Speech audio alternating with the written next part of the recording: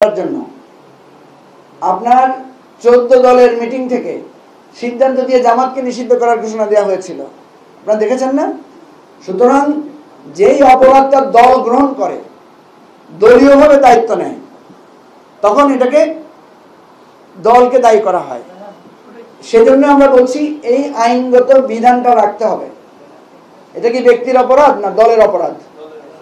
আপনি দেখেন, যদি ব্যক্তির অপরাধ হইতো তাহলে আওয়ামী লীগ তো দলীয়ভাবে জানাইতো যে এটা হাসিনার অপরাধ ছিল, আমরা এই অপরাধের সাথে যুক্ত না। আওয়ামী লীগ কি কোনো স্টেটমেন্ট করেছে? করে নাই। সুতরাং দল যখন একটা ব্যক্তির অপরাধকে অন করে, আমি যখন দলের ব্যানার দাঁড়িয়ে একটি বক্তব্য দিই, এটা আমার বক্তব্য না দলের বক্তব্য? দলের বক্তব্য, কারণ দল যখন এটাকে অন করবে। সুতরাং গণহত্যা আমাদের মানবতা বিরোধী অপরাধ, এটা দল অন করেছে কিনা এটাই আমরা জানতে চাই। আমরা তো সেই জন্যই বলছি দলের বিরুদ্ধে এই অপরাধটা প্রমাণিত হতে হবে, এবং এটা প্রমাণের জন্য আর কিছু লাগে না। এখন পর্যন্ত আওয়ামী লীগের কোনো নেতাকর্মী বলে নাই যে সিদ্ধান্তটা আওয়ামী লীগ নিয়েছে, যে গণহত্যা করেছে, যে নির্বাচন ব্যবস্থা ধ্বংস করেছে, এটা আওয়ামী লীগ ভুল করেছে বলেছে কেউ? কেউ বলে নাই। সেজন্য আমরা বলছি যে দলগতভাবে আওয়ামী লীগকে এটার জন্য পানিশমেন্ট লাগবে।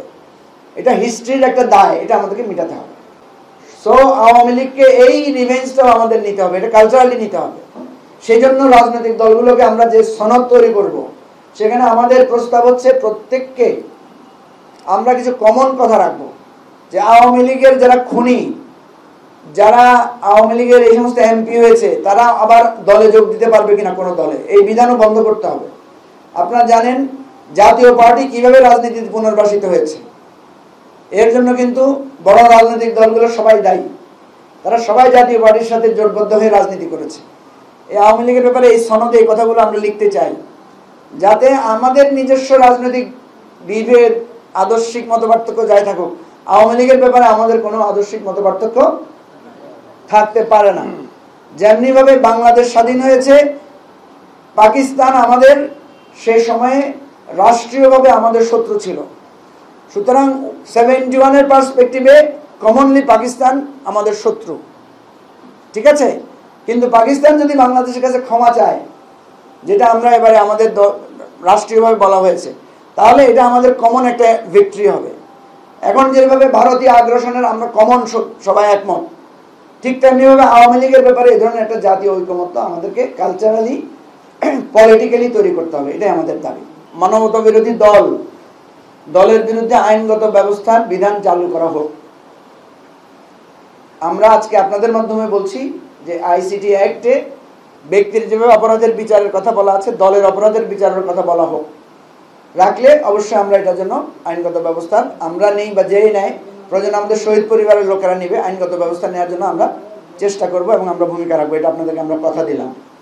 বাট আইনগত নিয়মটা এখানে অন্তর্ভুক্ত করতে হবে।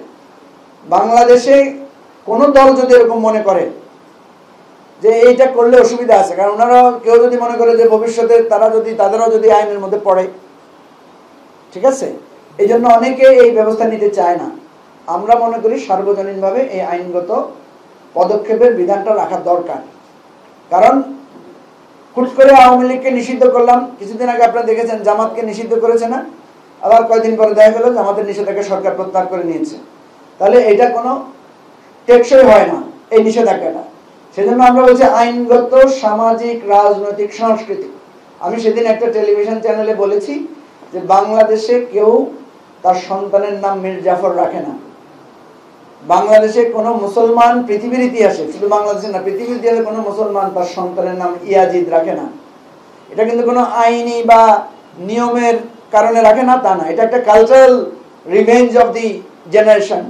টিকিট করার পর আমরা দেখেছি, টিকিট করার পর গোয়েন্দা সংস্থারা জেনে ফেলে আমরা কোথায় টিকিট করেছি, কোন জায়গায় যাব, টিকিট করে ফেলেছি। কোথায় টিকিট করা থেকে শুরু করে মানুষ ট্রেস করতে পারে একজন আসামি বা একজন সন্দিগ্ধ লোক, বা আমরা তো আসামিও ছিলাম না। বহুবার এয়ারপোর্টে আমাদেরকে ঘন্টার পর ঘন্টা দাঁড়িয়ে থাকতে হয়েছে, কোনো মামলাও ছিল না, তারপরও আমরা যেতে পারি নাই, আমাদেরকে আটকানো হয়েছে। তাহলে আব্দুল হামিদ সাহেবের বিরুদ্ধে মামলা আছে, উনি একজন চিহ্নিত আওয়ামী লীগের, তার ব্যাপারে কেন এয়ারপোর্টে কোনো ইনস্ট্রাকশন নাই? আর ইনস্ট্রাকশন যদি না থাকে, উনি যদি বৈধভাবে যেয়ে থাকেন, ওনার যাওয়াটা যদি অপরাধ না হয়, তাহলে কেন আমাদের উপদেষ্টারা এই ধরনের কথা বলছেন? 2-3 জন পুলিশের শুনলাম ব্যবস্থা নেওয়া হয়েছে। এই ধরনের অস্পষ্ট অবস্থা আমরা মানব না। আমরা চাই এই ব্যাপারে সুস্পষ্ট ঘোষণা আসার জন্য।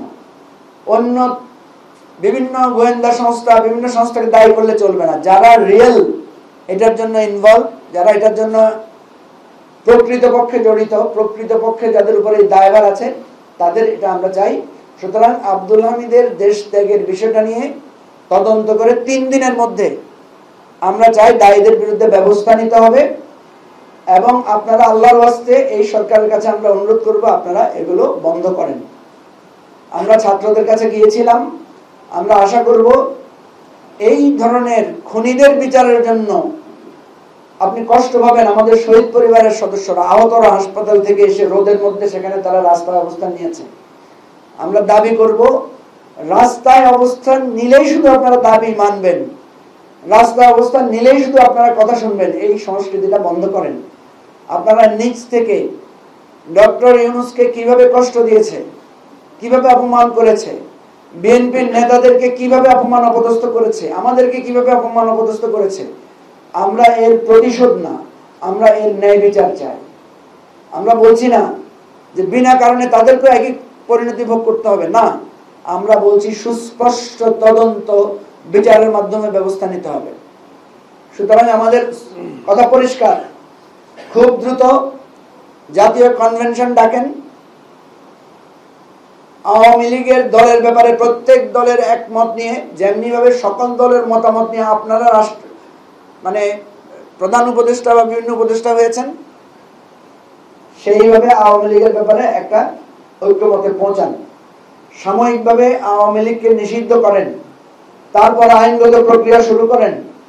তারপরে আওয়ামী লীগের শুধু দলকে নিষিদ্ধ না, আওয়ামী লীগের নেতা কর্মী যারা সন্ত্রাস, মানবতা বিরোধী অপরাধ, গুম, গণহত্যা, নির্বাচন ব্যবস্থা ধ্বংস করা, দেশের অর্থ পাচারের সাথে জড়িত, এদের প্রত্যেকের রাজনৈতিক অধিকার স্থগিত করতে হবে। এরা কেউ বাংলাদেশের নির্বাচনে অংশগ্রহণ করতে পারবে না। আর এরা যদি নির্বাচনে অংশগ্রহণ করে, এবি পার্টি সকল গণতান্ত্রিক শক্তিকে বলবে, আমরা সবাইকে মিলে সেই নির্বাচন আমরা বর্জন করব। সরকারের কাছে এটা সুস্পষ্টভাবে আমরা এই কথাটা পৌঁছাতে চাই। অতএব আমাদের যে সমস্ত ছাত্র জনতা রাজপথে আন্দোলন করছেন, আমরা তাদের প্রতি সংহতি জানাই এবং সরকারকে বলবো আপনারা ব্যাপারে ব্যবস্থা নেন এবং অবিলম্বে এয়ারপোর্টে সুস্পষ্টভাবে নির্দেশনা দেন। আর যদি একটা খুনি সন্ত্রাসীদের, মানবতা বিরোধী অপরাধীরা একটা লোক যদি দেশ ছাড়ে, তাহলে প্রত্যেকটার পেছনে যে উপদেষ্টা থাকবেন সেই উপদেষ্টাকে পদত্যাগ করতে হবে। এটা আমাদের আলটিমেট। আপনাদের সংক্ষিপ্ত সময়ের জরুরি অবস্থায় আপনাদেরকে আহ্বান করেছে, আপনারা এসেছেন, সবাইকে ধন্যবাদ।